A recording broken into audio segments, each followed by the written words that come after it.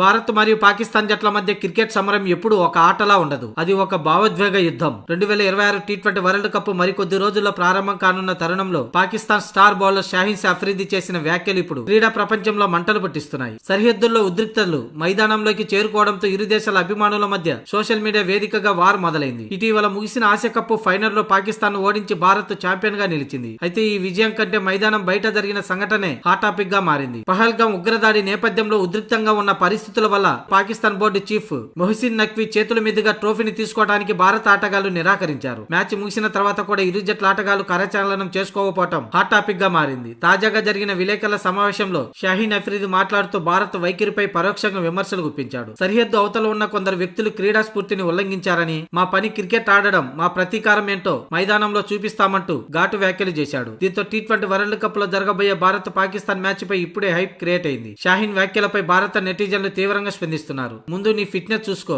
తర్వాత ప్రతీకారం గురించి మాట్లాడంటూ ఎద్దేవా చేస్తున్నారు. ఖాళీ పాత్రలు ఎక్కువగా శబ్దాలు చేస్తాయి. మైదానంలో సూర్యకుమార్ యాదవ్ నిన్ను ఎలా ఊచకోత కోస్తాడో చూద్దు గాని అంటూ సవాళ్లు విసురుతున్నారు టీమిండియా అభిమానులు. ప్రస్తుతం షాహీన్ అఫ్రిది మోకాల గాయంతో బాధపడుతున్నాడు. ఆస్ట్రేలియాలోని బిగ్ బాస్ లీగ్ ఆడుతుండగా అతనికి గాయమైంది. ప్రస్తుతం లాహోర్ లో పునరావాసం పొందుతున్నాడు. టీ20 వరల్డ్ కప్ నాటికి అతను కోలుకుంటాడా లేదా అనేది పాకిస్తాన్ జట్టుకు పెద్ద తలనొప్పిగా మారింది.